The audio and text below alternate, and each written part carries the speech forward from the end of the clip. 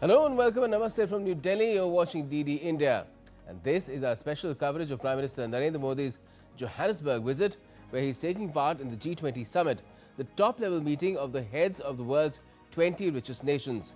Much is expected to unfold over the course of the 2 days the leaders are meeting, with discussions and a declaration related to collective action on global conflicts, trade, finance, technology, climate and much else.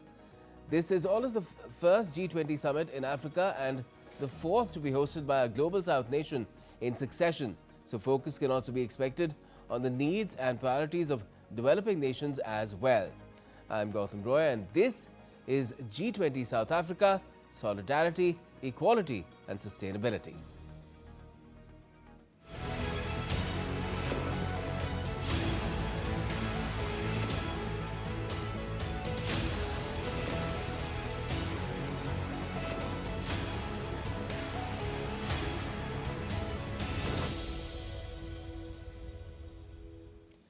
So the G20 Leaders Summit is to begin in South Africa's Johannesburg today. In a short while from now, Prime Minister Narendra Modi will be attending the summit and will present India's perspective in line with India's vision of Vasudhaiv Kutumbakam, or the world is one family and one earth, one family and one future. Prime Minister will participate in G20 summit. This summit is special because it is happening in Africa, on this continent for the first time. Prime Minister will present India's perspectives on the agenda that forms part of G20 summit. He will also have several bilateral meetings on the sidelines. South Africa has carried forward the outcomes from the previous G20 summits held in New Delhi and Rio de Janeiro, with solidarity, equality and sustainability being the theme of its presidency. It's the first G20 summit, as was mentioned, which is being held in Africa, the entire continent. And during India's presidency of the G20 in 2023, the African Union had become a member of the G20. Now, the two-day G20 summit will discuss issues such as development, climate crisis and global economic imbalances. Let's get you this comprehensive report on what's on the agenda from India's perspective. सबका साथ की भावना से ही भारत ने प्रस्ताव रखा था कि African union को G20 की स्थायी सदस्यता दी जाए। मेरा विश्वास है कि इस प्रस्ताव पर हम सबकी सहमति है। The African Union was admitted as a member at the G20 summit chaired by India in 2023. This is the first time the G20 summit is being held in an African country. Host country South Africa has stated its focus on strengthening an inclusive, just and sustainable global architecture. Representatives from 42 countries and organizations are participating at various levels in this summit. It includes 20 of the 21 G20 members, 16 guest countries, and representatives from 6 regional and economic groups. The United States has declined to attend, so its seat will remain vacant. Currently, the G20 members are Argentina, Australia, Brazil, Canada, China, France, Germany, India, Indonesia, Italy, Japan, Mexico, Russia, Saudi Arabia, South Africa, South Korea, Turkey, the United Kingdom, the United States, the European Union, and the African Union. India placed the Global South at the center of the G20 summit held under its chairmanship.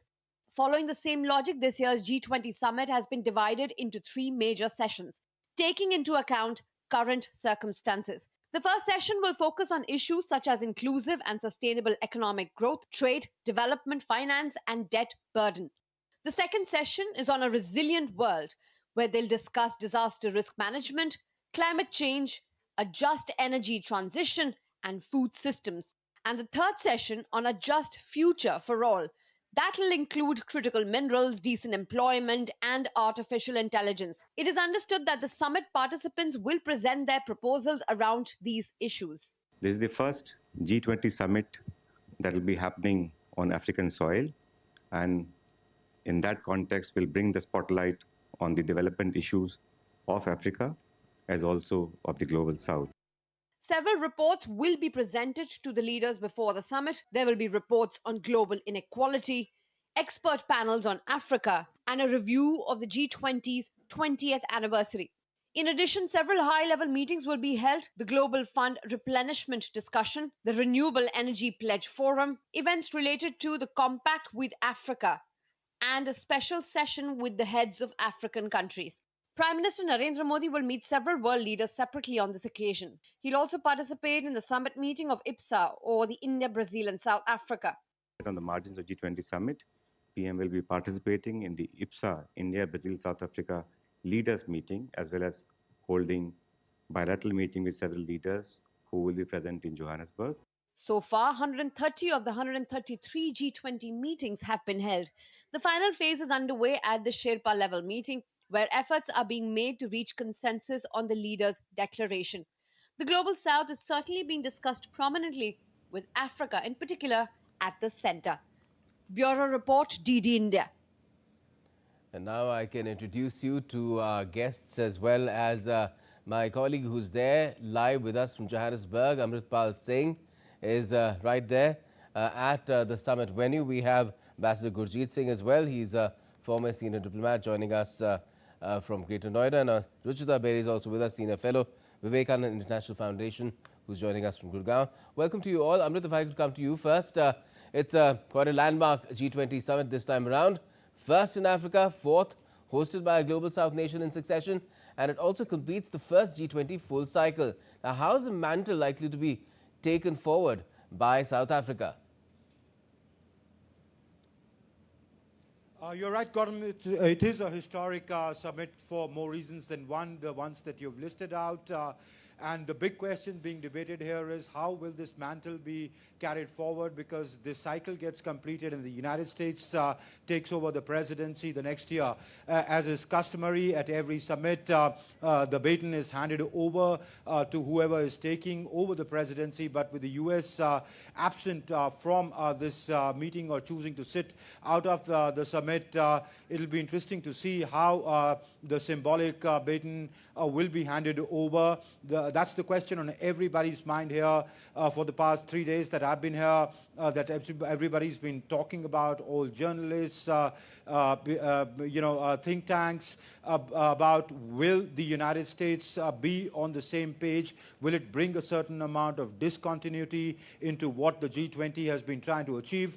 But having said that, one thing is very, very clear, that the agenda of the Global South is now stamped on the G20 as a grouping on its agenda, because this is, as you said, this is the fourth time in a row, fourth consecutive time in a row that the G20 presidency has been with the countries of the Global South, and so their concerns, their aspirations, their priorities are in sharp focus. What we saw begin at New Delhi, and reflected in the New Delhi Declaration is likely to be carried forward in the Johannesburg Declaration as well. Now, whatever presidency follows after that, the US takes over next.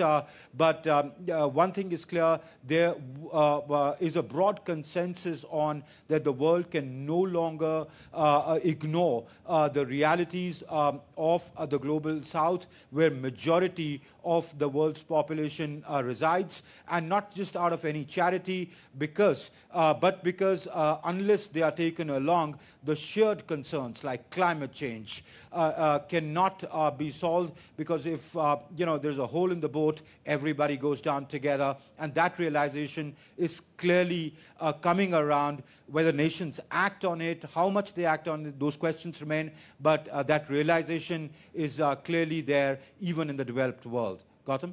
Right. Amrit, since you've opened up the question of the absence of not just Donald Trump, the American delegation altogether, I mean, they at last they were sending a charge d'affaires at the embassy there in South Africa, because they don't even have an ambassador there, full-time ambassador there at the present. Let me bring in our guest on this one as well. If I could come to you, Gurjeet, Ambassador Gurjeet Singh, what do you make of this sort of a prospect when there is a troika that the G20 has, since it doesn't have a secretariat or any sort of a permanent body?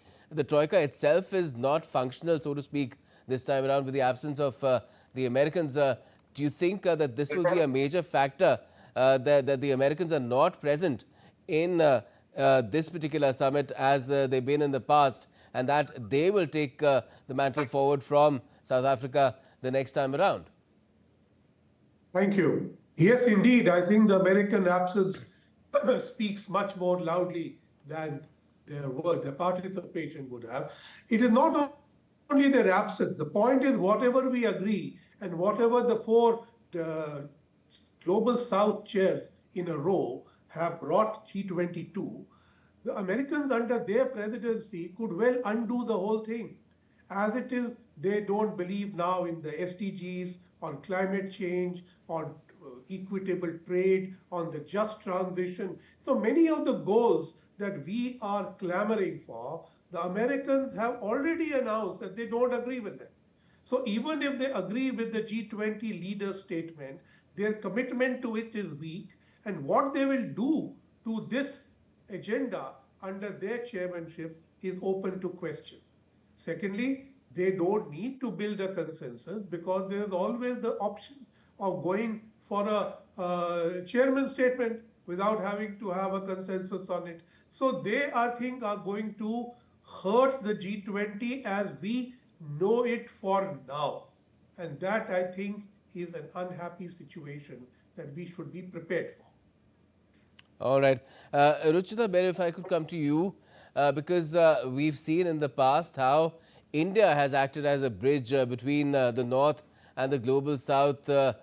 This time around, it perhaps could be incumbent upon India and Prime Minister Modi to act as that bridge, although the US is completely absent, but the West will be represented among the G20 quite adequately, and they have some weighty problems to bring to the table themselves, topmost perhaps being Ukraine. Yeah, I agree with you that it is a momentous summit, the 20th G20 summit, and it does bring in the onus on India. The fact that the major world leaders are not there, President Trump is not there, President Putin is not there. So the Prime Chinese Minister president is also Narendra not there, Modi, but he sent his Prime Minister. yeah.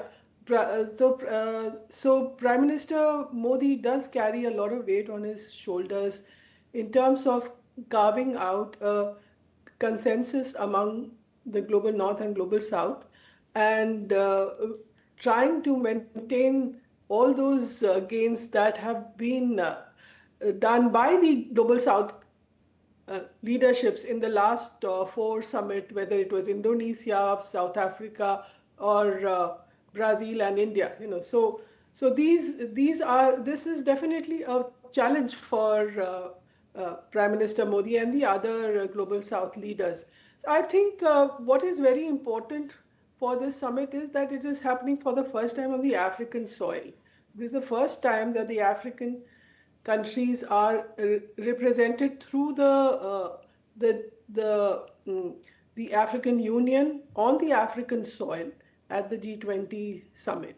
So this is indeed a new thing, a special thing that is happening, and secondly that it is the last in the cycle of the global South countries leading the G20. So how do they carry forward the Global South agenda is something which the Global South leadership will have to look for. And how do they work with the like-minded members in the Global North in carrying this agenda forward? Now, Ambassador Gurjeet Singh, there is a flip side that some people are also giving, that the absence of Donald Trump in America at this table, Trump carrying forward his animosity with South Africa to global groupings such as G20, gives an opportunity, leaves space for others to fill that void with ideas that are more in tune with the kind of agenda the G20 has been pursuing, especially in recent years.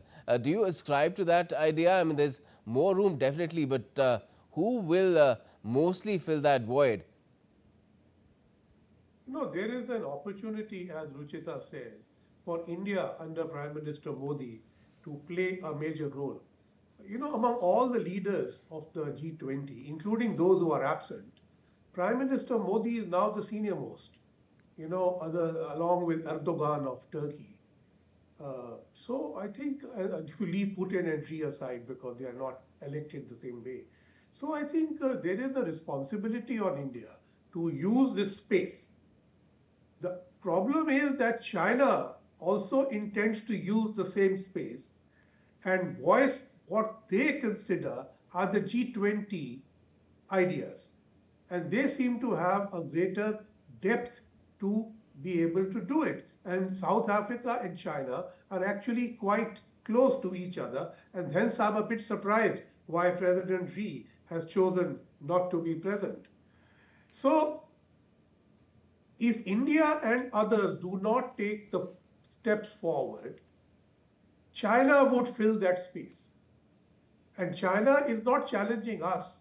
China is challenging the United States.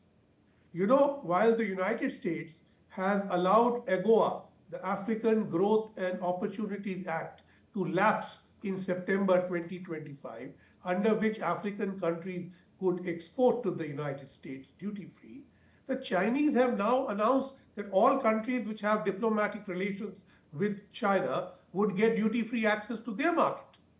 So they are working not in tandem, they are working in, if one vacates the space, the other fills it. Now, India already has a duty-free tariff preference scheme for African LDCs, but can we do more? So it is also that while China and the EU are the big trading partners of Africa, let's not forget, India is the third largest trading partner. So while we may not be at the top, we are a very important partner for Africa and the global south. I just think we need to exercise that role a bit more. And that will bring us into the space. And we can work with Brazil, we can work with South Africa. It's a little difficult to work with Indonesia because they have not even turned up at the level of the president at this summit for rather unknown reasons. So G20 Global South component is itself not unified. You can also see the COP30 taking place where the the Global South members who are oil producers are at loggerheads with the others who are not. So this Global South unity to handle global challenges is an opportunity which we must not lose. Yes, certainly.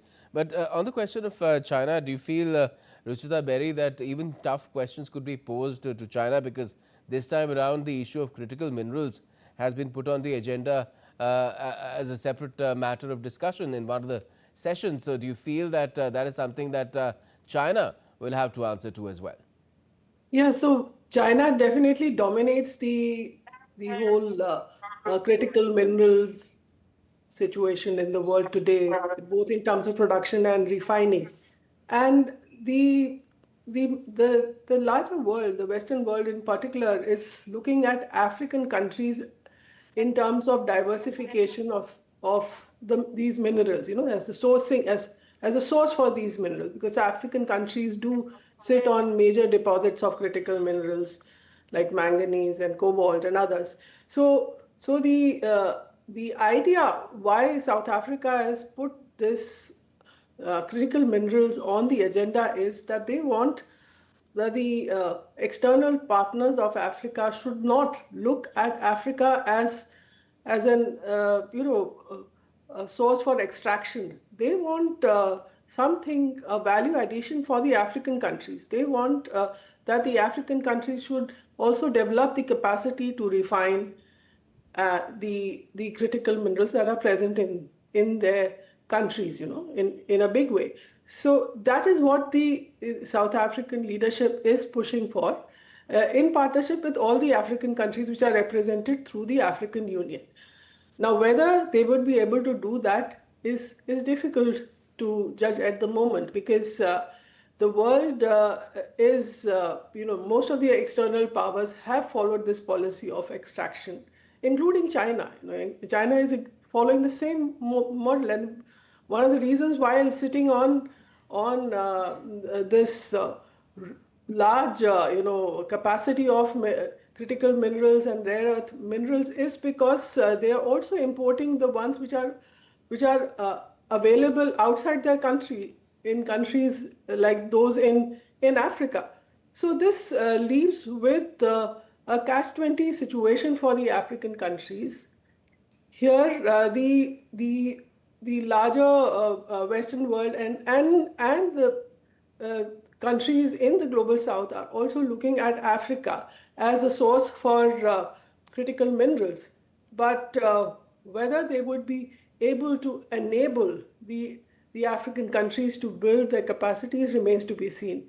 India, for one, has its model for engagement with African countries is not just in terms of trade. They are going beyond trade and suggesting that we build partnerships which would assist in manufacturing. Right. And since again we come back to the issue of the US, let me do that because Gurjeet Singh, the other thing that perhaps would be incumbent upon the leaders to discuss whether the US is present or absent is the issue of tariffs and the issue of ensuring that there is equitable trade, more partnerships are forged, there are more trade pacts as well. Do you think that is also something that will be center stage this time around? Indeed, but I think let me just go back to critical minerals. If you want to talk about the absence of the United States, then you must also note the growing presence of the United States in the critical mineral matrix of Africa. In the last 5 years, the Americans have moved in through private sector companies funded by them to take on a large responsibility for grasping critical minerals in Africa, knowing that the Chinese have a dominant hold over this. Some countries are being coerced into abandoning their old contracts with China because China is not indulging them adequately on local beneficiation. I mean, that is the Chinese model, dig and take. So Chinese were providing infrastructure for resources. The Americans are providing goodwill for resources. So some of the things like the Rwanda DRC Peace Pact is actually geared at getting critical minerals from both Rwanda and the DRC, in which the Americans are investing. Now, even though the American chair may be empty, but when you discuss critical minerals, I think most countries will be happy that the Americans are challenging China on the ground, even though the Americans are not playing a good role on tariffs. In this, I would like to highlight that the Chinese have now decided that their old railway from Zambia through Tanzania to the Indian Ocean, called the Tazara Railway, will be revitalized at about a cost of $1.4 billion. But this is because the Americans have taken on the Lobito Corridor, which starts in DRC, goes through Zambia and Namibia, and comes out on the Pacific Ocean. So this battle is joint. Now, in this battle, there are the tariff issues. Yes. If you are my good partner, I will reduce my tariff. Because tariff is not based on economic considerations of the US. It is based on political, strategic, and pure disgust with certain things. So with Africa, they are saying that you follow my beat and I will reduce the tariffs. But already with the removal of AGOA benefits, many African countries are sorely affected, and the shutting down of USAID has terribly affected the social sector in Africa. So I think you need to look at this holistically, because whereas for us tariffs are the prime target, for Africa it is USAID, tariffs, and lack of export opportunities, which are all coming together to afflict them. Yes, so a larger impact again on Africa as well. Do you feel that these issues, Ms. Berry, will be put across in the manner that they then are taken forward as well when the US takes over the chair of the G20?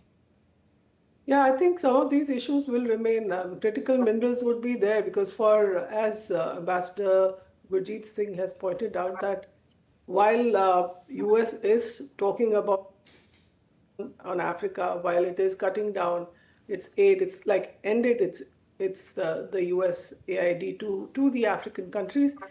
It is still engaging with the critical mineral rich countries, and it did have a summit with some of these countries in the recent past, suggesting that the relationship is not only transactional, it is becoming strategic to the limit that it is only based on the U.S. interests that the Americans are engaging with the African countries and not the other way around.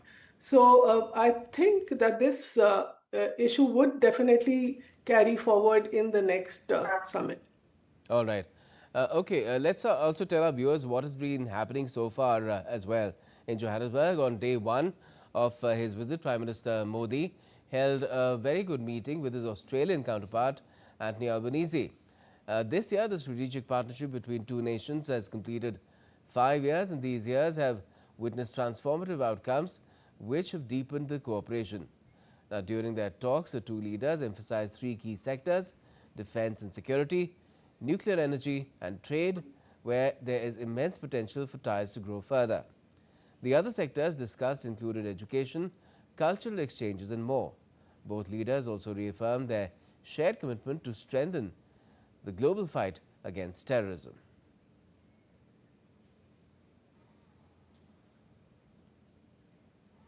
And the Prime Minister also interacted with Indian origin tech entrepreneurs in Johannesburg. They talked about the work they are doing in sectors such as fintech, social media platforms, agriculture, education, healthcare, medical devices and more. Prime Minister Modi called upon the tech leaders to deepen their engagement with India and work closely with the people. The day also saw the PM interacting with members of the Indian community based in South Africa who are actively working with different community organizations. They shared their experiences on various issues and were very appreciative of India's strides across different fields. The Prime Minister urged them to keep up the momentum with which they are enhancing people-to-people linkages. He also asked them to boost the popularity of Indian culture among the people of South Africa, including practices such as yoga, Ayurveda, and urging more people from South Africa to take part in the Bharat Ko Janiye or Know India quiz. During the interaction, Prime Minister Modi received a kalash from the Chinmaya mission, which is a vessel, a revered vessel consisting of Shri Anna or millets from India as well as South Africa. This will be placed in the Annapurna Devi temple in Durban. Durban is a place in South Africa where the largest people of Indian origin live in South Africa. And the PM also began his Johannesburg visit by interacting with the members of the Naspers group, including Chairperson Koos Becker and CEO Fabrizio Bliozzi. Deepening investment linkages in India's digital ecosystem, artificial intelligence, startups and space sectors featured prominently in the discussions. It's commendable how Naspers is actively working with India's talented youth across diverse sectors, is what the PM said. Naspers' success in India reflects ease of doing business and the strength of the startup ecosystem in India. Now, the Naspers group is aiming to double its investments in India. Chairperson Koos Becker lauded Prime Minister Modi's vision in the field of AI, and CEO Fabrizio Bliozzi added that Naspers is investing in new startups in India. DD India's Amritpal Singh reports from Johannesburg. The Prime Minister met the chairman and the CEO of Naspers Group. Naspers Group's already invested in India, but they're looking at doubling this investment. I have with me the chairman of the Naspers Group. So, in your meeting with the Prime Minister, what transpired, and where do you think is especially AI going, and what role do you see India playing in that? The first thing that struck me is how well informed your Prime Minister is. Many politicians don't have an idea of technology, and we talked artificial intelligence and the application to different sectors in India, and he's really well informed, he understands it. So we explored which areas might be most interesting for India, because AI will create jobs, but it also destroy jobs, so you have to think about the total effect on the economy. And he directed us to certain areas where he thinks it will be best. What specific areas did you discuss with the Prime Minister? We've been investing more than 80,000 crores in India over the last years, and we really want to double that. We are investing in many startups. We have many of the most interesting technology companies in India, as Swiggy, as Meesho, as Urban Company, and many more. And our big focus is AI, and we are going to keep investing in AI in e-commerce, in improving the quality of services to the whole population, in health, in connecting farmers and producers of products in India, not only to sell in India, but to sell to the world. Using our technology, using our global reach together, the capabilities of India to innovate and to produce, I'm sure we are going to have a great future together. So given India's talent pool when it comes to technology or IT, now groups like NASPER are looking at partnering with India, doubling their investment. They already have significant investment in India, as the CEO was saying, but they're now looking at doubling, especially in technology and artificial intelligence. With cameraman Mohit Joshi, this is Amritpal Singh for DD India in Johannesburg. So the interest in India and interest among Indians abroad for India is also paramount, and we've seen that really going up and up ever since Prime Minister Modi has particularly been in office since 2014.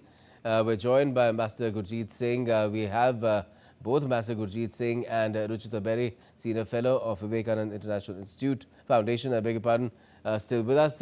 If I could again come to you, Ambassador Gurjeet Singh, the other critical part of Prime Minister Modi's engagements, apart from being part of the G20 summit, is these kind of meetings that he has with either top corporate leaders, in this case investors of NASPERs, or tech entrepreneurs. Of course, bilateral meetings as well. Wherever these multilateral exchanges take place, these summits takes place. And to what extent do you think that helps in taking forward India's agenda, not just for its own benefit, but for the entire world, particularly for the global south?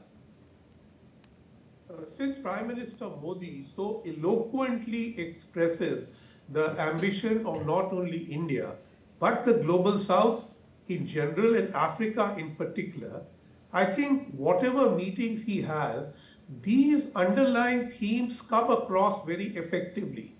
In his conversation that you showed with the Australian Prime Minister, certainly it was a bilateral conversation, but I could see the regional and global connotations certainly emanating from there. Similarly, when he spoke to the NASPER's delegation, I think the points that he made were valid for other global south countries, but in this case, we were seeking the enhancement of NASPER's investment in India, which is already quite substantial. So if NASPER invests more in India in the field of AI and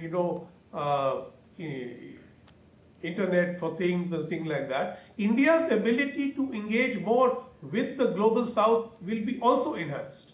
Now, NASPER is a very old South African company, I think founded around 1915.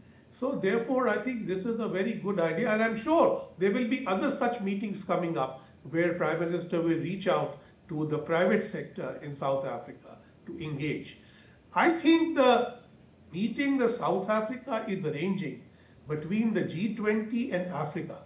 Now, I'm not clear who all are participating in that meeting, but I think that meeting will be very important because it is also linked to India holding its own 4th India-Africa summit, hopefully next year. So we know that Egypt is there as the chairman of NAPAD. We know Sierra Leone is there as the chairman of the economic grouping of West African states. And we also have Angola as the current chair of the African Union. But the other regions of Africa, I have not seen representation. Nigerian president, I believe, is not coming now because of the Boko Haram activity in his country. So this kind of domestic issues often prevent leaders from participating. But I think whoever participates, this G20 Africa dialogue is very current, approximate and contemporary for India. And this will be very important. Same goes for IPSA. The revival of IPSA, India, Brazil, South Africa, at the leaders level is the core of BRICS. And it should be able to put the correction on BRICS, which sometimes get diluted because of Chinese hyperactivity. So I think that is important. The IPSA can also be the core of a future Global South initiative, and how to defend Global South initiatives, including through the G20, from a US-led G20 next year. Certainly. Well, I'm told that Amrit Pal is back with us from Johannesburg. Amrit, if you could hear Ambassador Gurjeet Singh, we just also played out your chat with the officials of NASPERS as well, who've invested about 80,000 crores already in India and intend to double it pretty soon. Just tell us, what sort of an opportunity does this summit present for Prime Minister Modi to take forward India's engagement with Africa? Because I mean, India is already credited with bringing Africa on board as far as the G20 is concerned, and India already has extensive ties with different African countries. But for Africa as a whole, what sort of an opportunity does this present?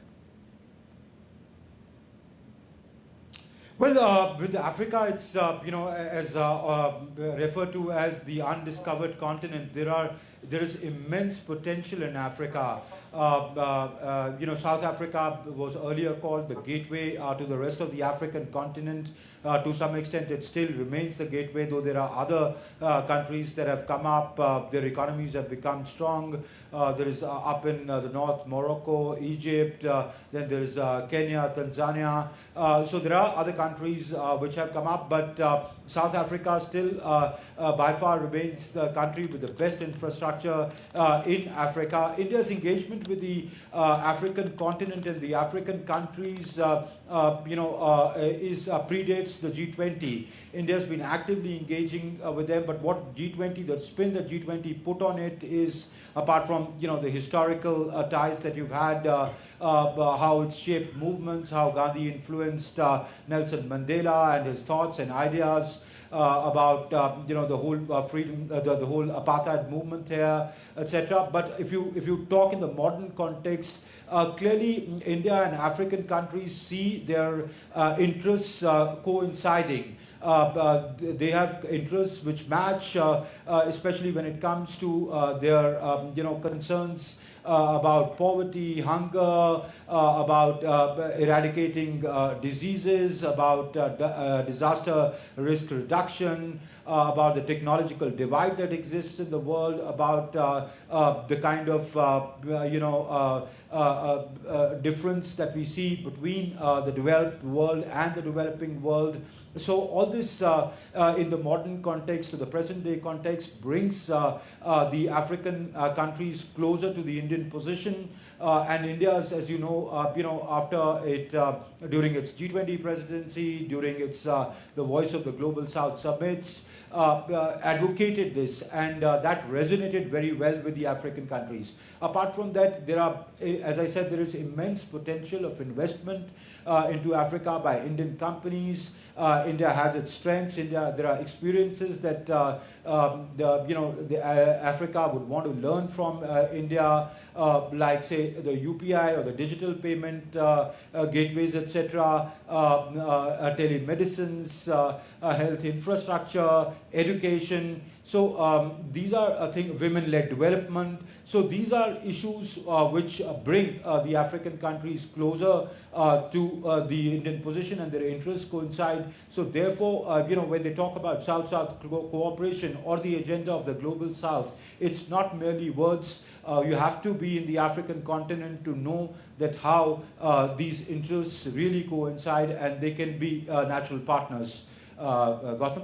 Yes, and if you look at it, India, of course, has historical linkages with a lot of African countries, South Africa in particular, which is the host this time on the G20. It goes back to Mahatma Gandhi being there as well. And right now we're playing a test series with them as well at home, which unfortunately India lost the first match. But we have the second one, which has started today. And we're doing okay over there at the moment. Now, Ruchita Berry, in terms of India's engagements with Africa and the kind of linkages it has, to what extent do you think has the present government focused on it? Our president was there in two nations recently. The Project Cheetah got a boost from her visit as well there. But just take us back and assess in terms of what kind of dividends has it produced for both India and Africa? Yeah, so Definitely, the focus is on Africa and building India's relations with the African countries. Africa, under Prime Minister Narendra Modi's leadership, in the last 10 years, Prime Minister Modi has emphasized that Africa is the first priority of India's foreign policy. While the India-Africa Forum Summit has not taken place, I mean, it was due in 2020, it hasn't taken place. But there have been a number of high-level visits which were not happening earlier. And it's important that we are having these high-level visits. The President visited Botswana and in Angola. Recently, Prime Minister was in Nigeria earlier, and also in Namibia, and so the idea here is that we need to have a dialogue ongoing with the African countries.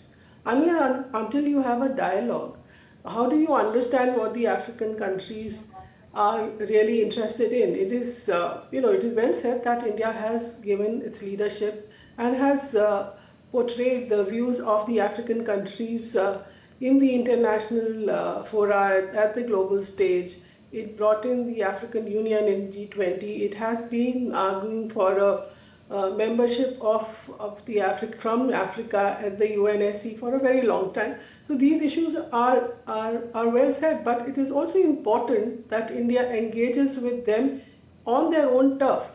And here in the high level visits are important because the leadership gets to meet the other countries' leadership on their home turf, understands the challenges which they are facing at a close connection, and is formed between the two countries, and they are able to discuss what would be the way forward in their relationship. So I think the high-level visits are one way forward of taking this relationship with the African countries, which is very important. Africa is the majority of the global south today, and so if India is engaging with them, it is not just because we are interested in them strategically. There is no doubt that there has been an increase in India's defense cooperation with the African countries. But there is also a human connect with the African countries, which we cannot avoid, and we should recognize. And as you pointed out, and you showed the visuals, that Prime Minister Modi met with the people of Indian origin in Africa, the tech leaders, the leaders of the other community, the spiritual leaders from South Africa. So that is an important guiding path for India's engagement with the African countries. And what are the African countries looking from India? They are looking for a partnership which helps them get away from the problems that they are facing, which helps in enhancing their capacities within their countries. So this has been a focus of India's engagement with Africa for a very long time. Ambassador Gurjeet, saying I'd also like your take on this, also throwing in the fact that apart from linkages on a bilateral basis or otherwise, which India could just have with African nations, India also has a multilateral forum with which it can answer to some of Africa's needs, which is the BRICS, which has a bank of its own, and one of the BRICS members is from Africa.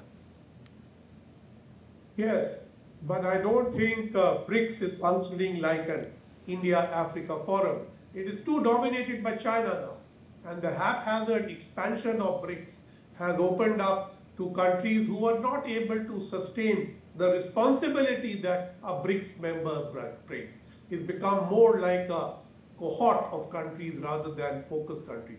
So I have more faith in the G20 for now, because there are opportunities to balance out Chinese initiative if handled correctly. We can work with Japan, we can work with the EU, we can in the future work again with the United States. And after all, these countries are not competing with us in Africa or in the global south. They all want to work with India in Africa and for trilateral cooperation. It is The challenge of the global south comes from China. And that is where we need to do, because our value systems are different. But, you know, these themes that you are showing on your screen, these are the very important themes which the India-Africa Summit should now adopt, because they are coming from the G20 with commonality between India, South Africa and the African Union. We should adopt these themes and find ways and means to implement them through the India-Africa Summit processes. That will give us a direction, because the locus standi of these themes is now established. So rather than reinvent the wheel, we should look at, you know, the debt issue, the sustainability issue, the just energy transition and things like that. And we should use our instruments like through the international organizations like the ISA, the CDRI, and India's own private sector experiments for impact investing or for critical energy cooperation. We should look at all these. Our DPI is very strong, our health system, and I think education will play a major role. And you can see already the shift that today interested African countries are paying for Indian institutions like the IIT in Zanzibar or the National Forensic Science Institute in Rwanda. So these change has happened. We need to work with those countries which are ready to shoulder the responsibility. One of the problems we had in implementing the decisions of the India-Africa Forum Summit was that African countries often did not take on the mantle of responsibility of the projects that we were offering them. So now when they have to pay for it, they will assume the responsibility, and that will lead to success. Therefore, I think a private sector-led, outcome-led approach based on the priorities that are set in the G20 for the Global South should be the broad framework under which India-Africa cooperation should work in the future. Let me again go back to Amritpal Singh in Johannesburg just to get a sense of where things are at the moment. Amrit, the sessions were mentioned, the themes were mentioned as well by Ambassador Gurjeet Singh. Where are we right now in terms of how things are going? Our leaders have all been welcomed already to the venue, and pretty soon we'll start hearing as to what each of them has to say about the different themes and sessions. That's right, Gautam. The leaders have arrived here at the G20 venue, summit venue, one by one. They now go in for the opening plenary, where we could expect President of South Africa, President Cyril Ramaphosa, do the opening, give his opening remarks. After the opening ceremony, they go into a session on inclusive and sustainable economic growth, where Prime Minister Modi is likely to make an intervention. In the second half of the day, the Prime Minister could also make an intervention in the second session, which is about disaster risk reduction. He could share India's examples with the world, and or reiterate his commitment that anybody who wants any kind of help or assistance from India, India is ready to do it. He also has the meeting of the IBSA coming up. He has a few bilateral meetings lined up. So that's we've cut live, in fact, to the red carpet there. Amrit, just wanted to inform our viewers, and we can see Italy's Giorgia Meloni arriving at the moment.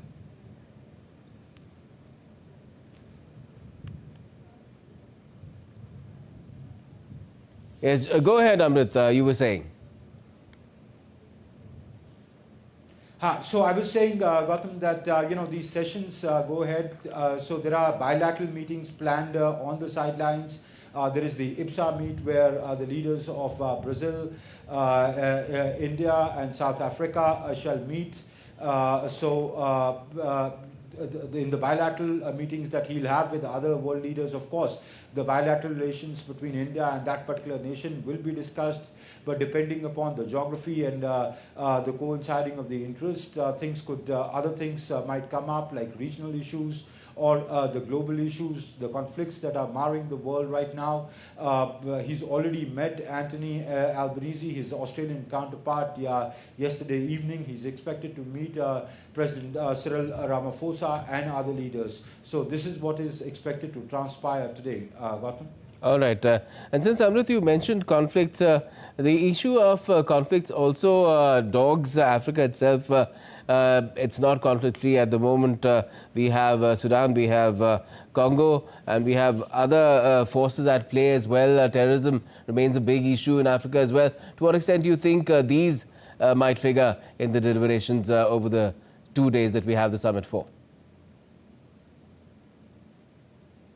Of course, I mean, the regional conflicts, especially in the African continent, could figure in the discussions, because President Ramaphosa has invited the leaders of the African countries. So this could figure everything that's associated with, the global south. In fact, if you look at the theme of this year's summit, it very clearly says equality, solidarity, equality, and sustainability, saying that the world, especially the more developed nations, the more powerful nations, need to show solidarity with the countries of the global south. Prosperity, when it comes to bringing huge populations out of hunger, out of disease, building the kind of infrastructure that's required in the modern day living, so which gets directly affected if there are conflicts in the country. Every country has tensions between its various ethnic groups or other kinds of groups that exist, but if it turns violent, as it has with some nations of the African continent, this could come up with discussions how to avoid such a conflict and have a peaceful world that puts the development agenda at the heart of the global debate. Right. Right, and these global institutions, we're seeing some of the pictures being played out of the arrival of leaders of global institutions, Mr. Banga there, and also from the IMF as well as the WHO. What sort of a role do they play in these gatherings? Because again, since the issue is addressing global challenges, a big issue is also to ensure and pursue the agenda of global institutional reform. I think the G20 is going to... okay. Yes, go ahead, Amrit, I asked you.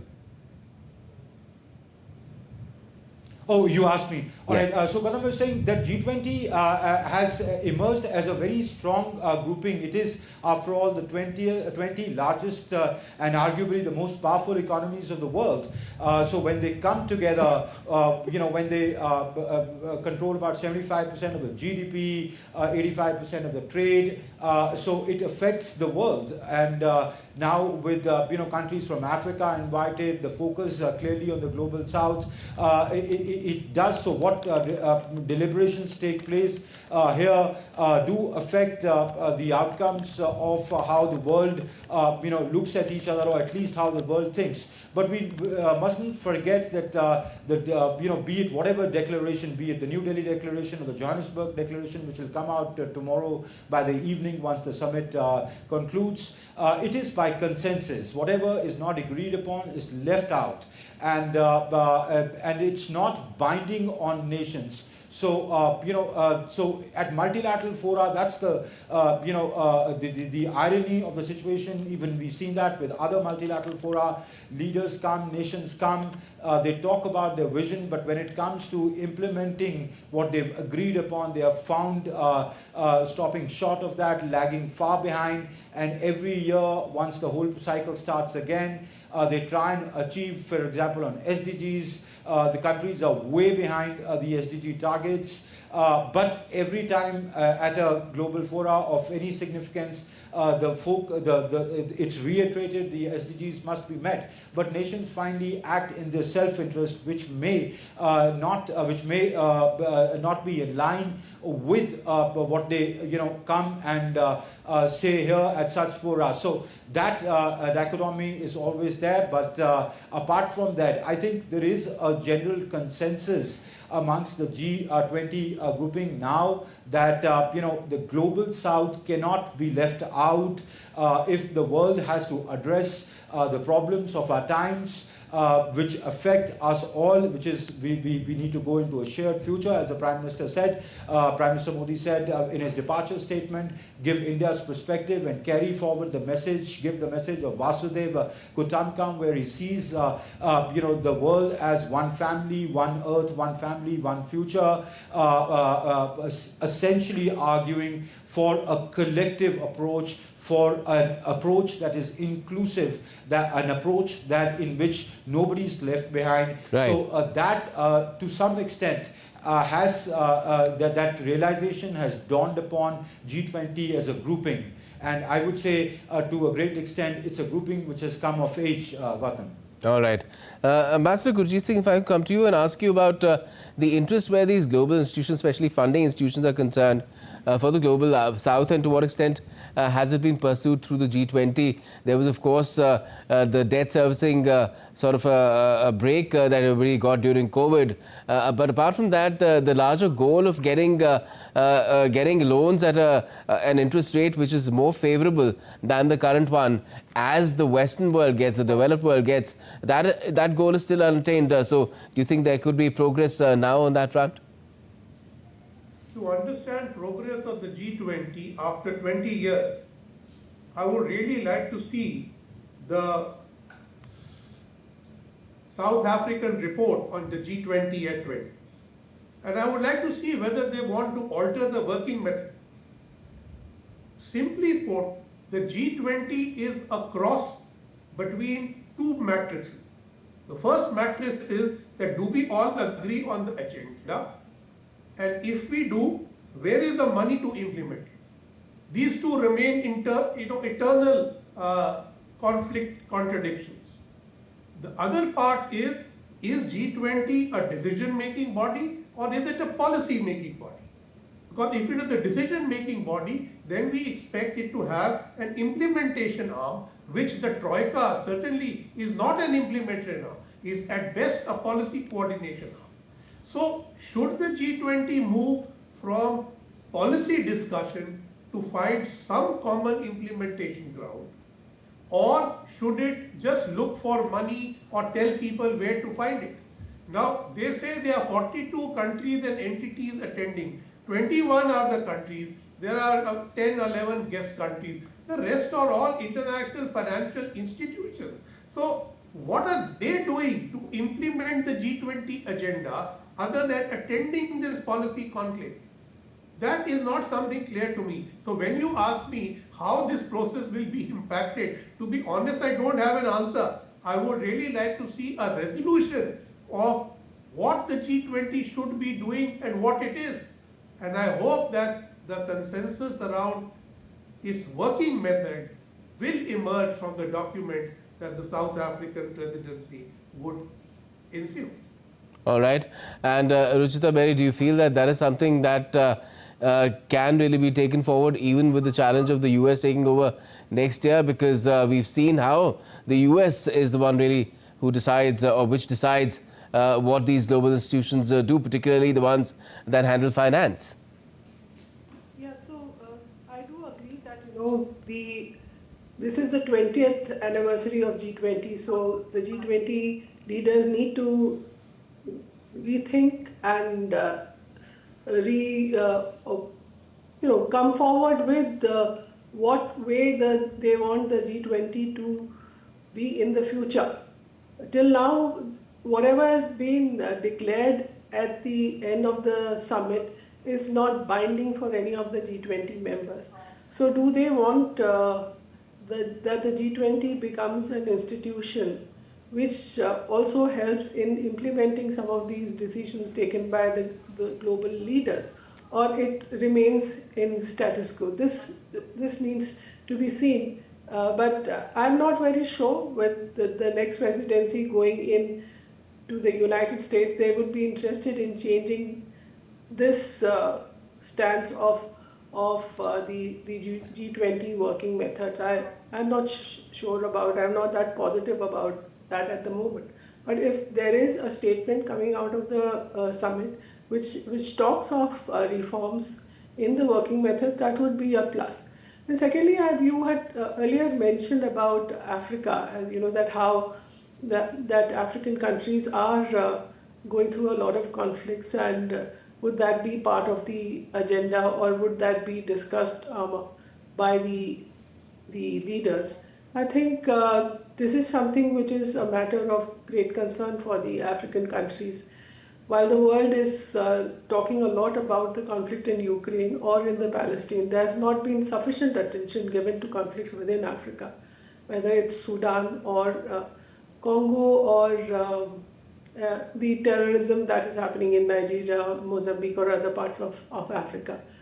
While the US did play an important role in engaging with the different parties in the Congo conflict and with Rwanda in resolving the conflict in the DRC, they are now also looking for a role in Sudan. President Trump has mentioned that he's very concerned about what's happening in Sudan, so that could be another issue that he will say that he brought peace in Sudan. So, but I'm not really sure whether the global north is really serious about the problems that the African countries face in terms of these conflicts, and whether they have any solutions for these problems. So that is something again which the leader's statement at the end, the declaration, if it mentions, would be worth watching for. Certainly.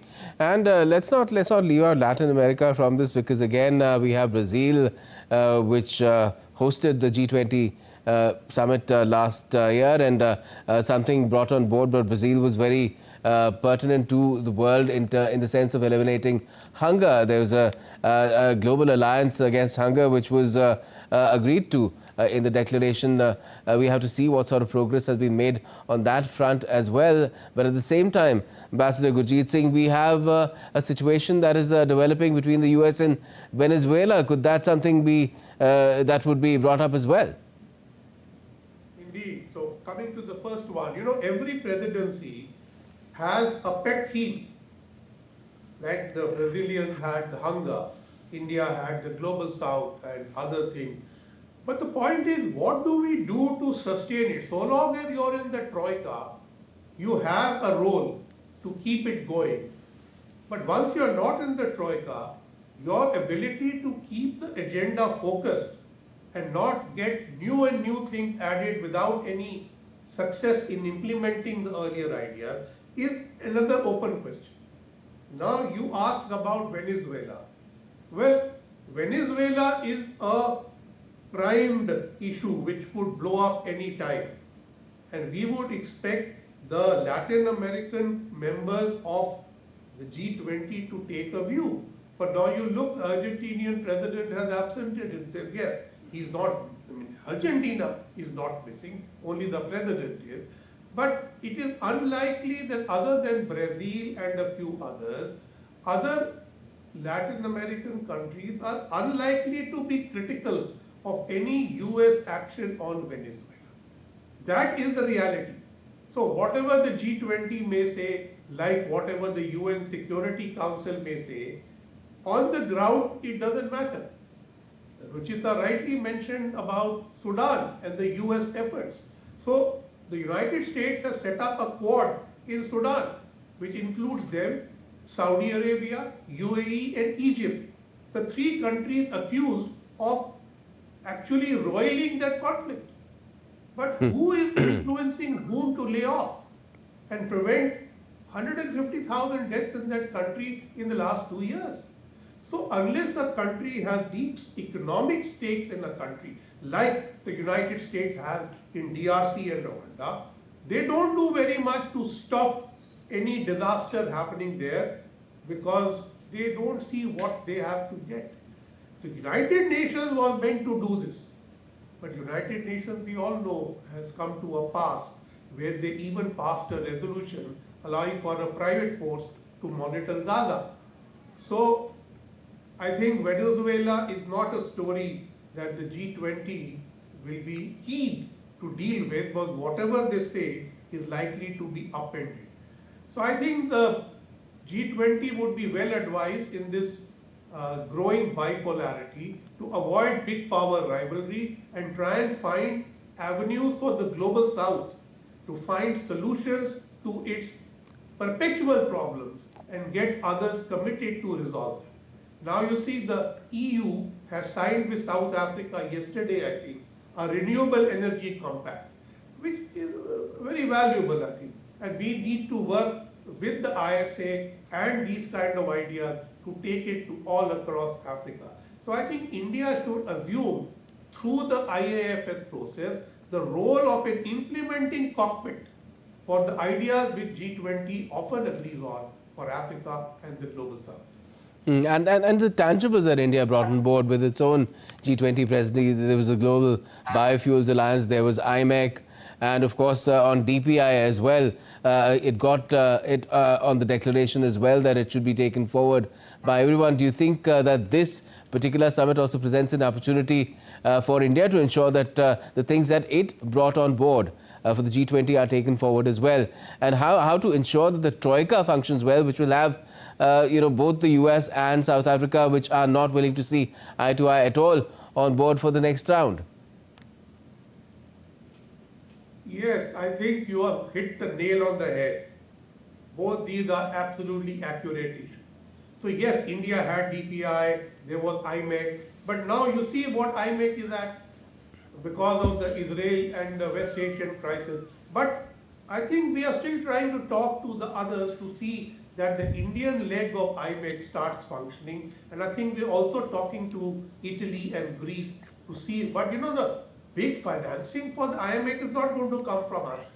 So we need to wait for that to happen. Where DPI is concerned, I think it has G20 endorsement. What we need is implementation. And I believe for Africa, the India-Africa Summit is the right place to take that implementation idea forward. And the India-ASEAN Summit and its plan of action is where we are taking it forward with ASEAN. Between the two covers ASEAN and Africa, two of the largest conglomerations of the global south. Okay. And what do you make of that prospect, Ms. Berry, in terms of how India can, the things that it brought to its own table? I mean, the Global Biofuels Alliance, we've had more and more countries coming on board to that. But to ensure that it's taken forward through the G20 agenda as well, what more could be done? Yeah, so I understand that India did bring in a lot of new things during its leadership. It did bring in. You talked about the hunger related issue which Brazil focused on, and India did talk about food security during its summit in 2023, and we did come up with the Deccan high-level principles on food security. So each presidency does come up with some kind of solutions for the problems that the global south face, whether it is food security or the other issues, but whether they are implemented or not remains to be seen. The other issue that India talked a lot about was the digital infrastructure, and I agree with you that with Ambassador Gurjeet Singh that that has been the focus of India in terms of the African countries. Some of the African countries are already part of India's campaign for pushing for digital infrastructure, but this could be formalized during the India-Africa Forum Summit. There is obviously a lot of interest in the African countries in getting access to the digital infrastructure. There is a great digital divide in Africa, and therefore they are looking for leadership from countries like India. to support them in building their own digital infrastructure. So that is one. And the other issues that India has proposed in the G20, whether it's related to climate change or green transition, that remains to be seen whether we can push for. But now with the presidency moving on to United States, I'm not really sure how much influence that India would have in pushing for implementation of those objectives that India had called for during its presidency. That remains to be seen. But at a bilateral level with these countries in the global south, India is definitely going forward in pushing its ideas, whether it is on poverty reduction, whether it's on food security, whether it's on digital infrastructure or technology. I think India is definitely moving forward at a bilateral level with countries in Africa and in Asia. Sounds good. I believe that we are supposed to thank Ambassador Gurjeet Singh at this stage. We'll soon have another expert guest joining us. But let me just tell our viewers about what's really happening as far as this particular summit is concerned. Well, the two-day G20 summit will discuss issues such as development, climate crisis and global economic imbalances.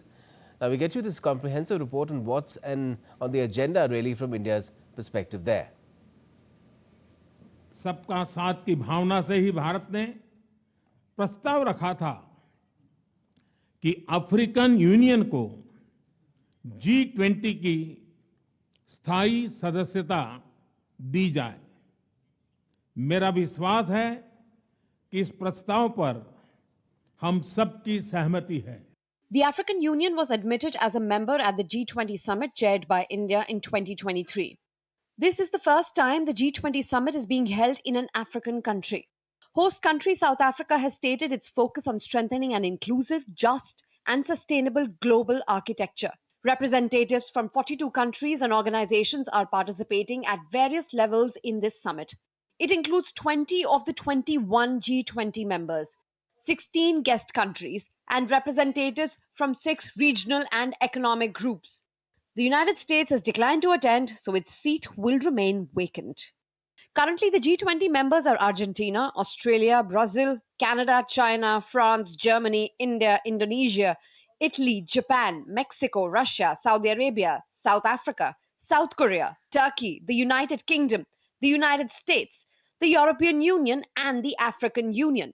India placed the Global South at the center of the G20 summit held under its chairmanship. Following the same logic, this year's G20 summit has been divided into 3 major sessions, taking into account current circumstances. The first session will focus on issues such as inclusive and sustainable economic growth, trade, development, finance, and debt burden. The second session is on a resilient world, where they'll discuss disaster risk management, climate change, a just energy transition, and food systems. And the third session on a just future for all. That will include critical minerals, decent employment, and artificial intelligence. It is understood that the summit participants will present their proposals around these issues. This is the first G20 summit that will be happening on African soil, and in that context will bring the spotlight on the development issues of Africa as also of the global south. Several reports will be presented to the leaders before the summit. There will be reports on global inequality, expert panels on Africa, and a review of the G20's 20th anniversary. In addition, several high-level meetings will be held: the Global Fund Replenishment Discussion, the Renewable Energy Pledge Forum, events related to the Compact with Africa, and a special session with the heads of African countries. Prime Minister Narendra Modi will meet several world leaders separately on this occasion. He'll also participate in the summit meeting of IPSA, or the India, Brazil and South Africa. On the margins of G20 summit, PM will be participating in the IPSA, India, Brazil, South Africa leaders meeting, as well as holding bilateral meeting with several leaders who will be present in Johannesburg. So far, 130 of the 133 G20 meetings have been held. The final phase is underway at the Sherpa level meeting, where efforts are being made to reach consensus on the leaders' declaration. The Global South is certainly being discussed prominently, with Africa in particular at the center. Bureau Report, DD India. So clearly, there will be a concerted bid to ensure that Africa is centre stage throughout all the deliberations. Let's speak to our expert guest a little bit more about it. Ruchita Berry, Senior Fellow, Vivekananda International Foundation, is still with us. Ms. Berry, what do you make of how it will be ensured that Africa does remain very much in focus through the deliberations that take place throughout these sessions, the reports that are presented, particularly when the 20 years of the G20 is assessed as well from that parameter? Yeah, so I'm sure South Africa will try and push for the African agenda, African priorities throughout all the three sessions that are going to take place. But I must let you know that this is not the first summit where Africa has been the focus. You know, in past also, African issues have been part of the G20 countries' priorities. In 2017, Germany hosted the G20, and it called for a compact on Africa. So it is not just the global South countries which are talking about Africa. The global North countries have also in past. Some of the like-minded countries in the global North have also discussed the issues of African problems, whether it's sustainable development or other issues that matter for Africa in past.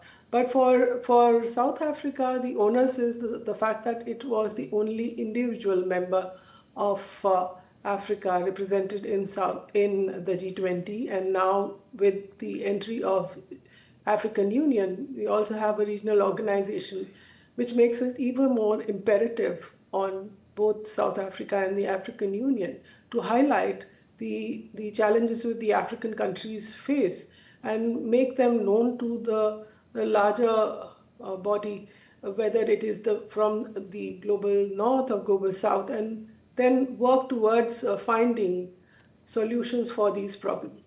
So there are a lot of issues which matter for the African countries. Debt, the stress is something which is really empowering, which is really enveloping the African countries in a big way. They owe about 1.3 trillion US dollars. And how do they resolve this problem? Most of their,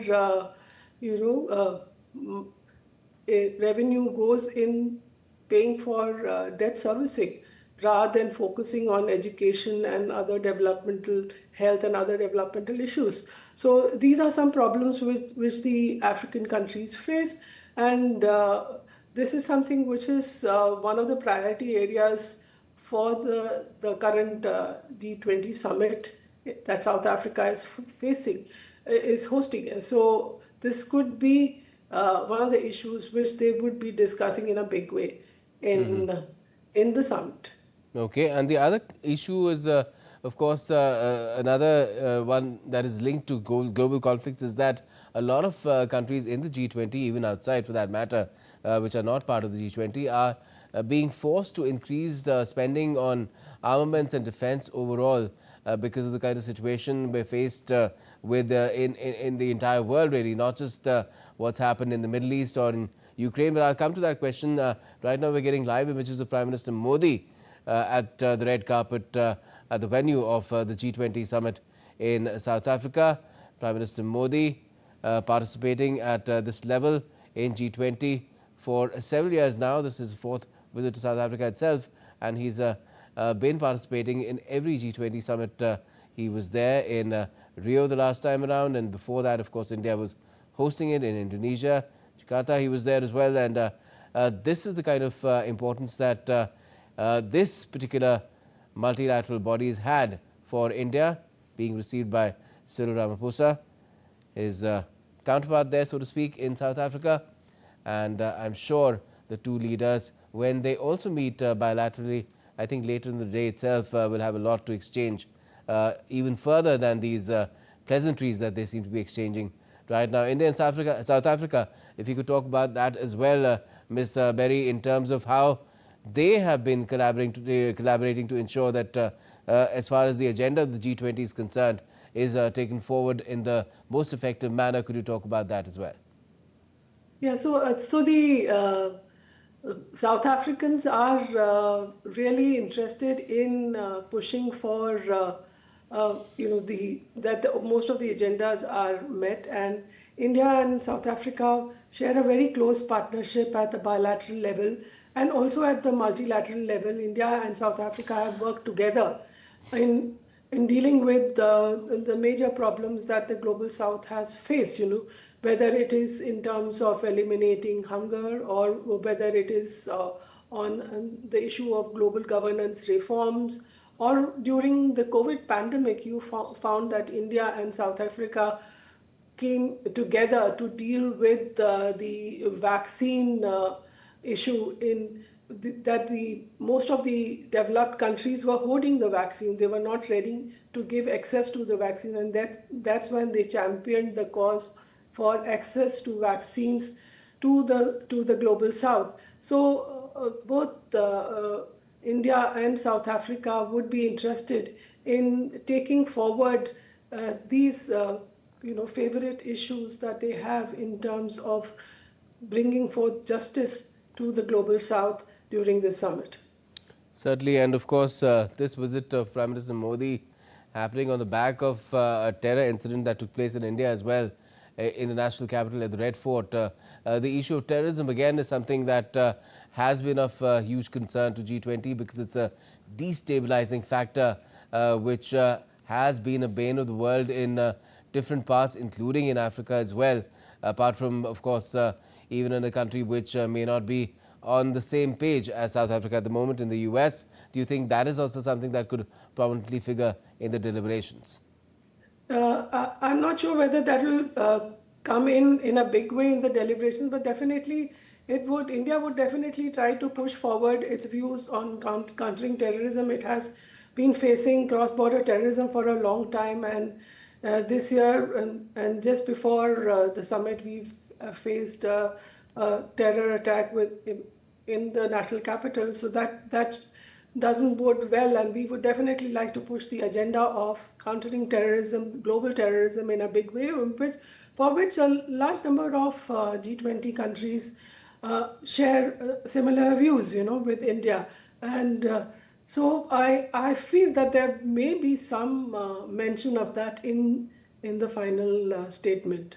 Yes, and destabilization and disruptions come in many forms. There is, of course, conflict at the root of it, but we've seen how that is right now, of course, impacting Europe in a huge way, where because of Ukraine, a lot of these countries are having to, because of commitments that the US is extracting from them, having to invest more in defense, and funds are being diverted from other areas where they are much more needed, be it of welfare or, for that matter, other issues such as lending money at lower rates for global causes such as the environment. Do you think that is something, again, will be brought not just into bold relief there, but also answers will be sought as to what needs to be done about it? Yeah, I'm sure that will come up because, see, when we talk of President Trump that he has stopped the United States economic assistance to the African countries, it's also the European countries. They have diversified. They're looking at their own priorities in terms of security because of the Ukraine conflict. So they have channeled the funds which would have gone for development assistance to various countries in the global South to fulfill their own security agenda. So I'm sure the African countries and the global South countries would definitely like to focus and raise this issue of bringing on, if not reversal, that there should be a greater responsibility within the European countries and the countries of the global North about fulfilling their responsibilities in terms of support to the global South in the development agenda, which has been going on in the past. All right. Ms. Berry, thank you so much for joining us in this special broadcast that we had related to the G20 summit that is taking place in South Africa and Johannesburg. We've just seen Prime Minister Modi being received there by President Ramaphosa, and very soon we'll have the sessions, 3 of them beginning as well. In each of them, Prime Minister Modi has an intervention, and we'll have reports on you for you on those sessions as well, as to what Prime Minister Modi said and what other leaders saying. The baton will be carried forward by my colleague Mark Lynn with our other bulletin now. It's time for me to take your leave for the moment and keep watching DD India for all the latest.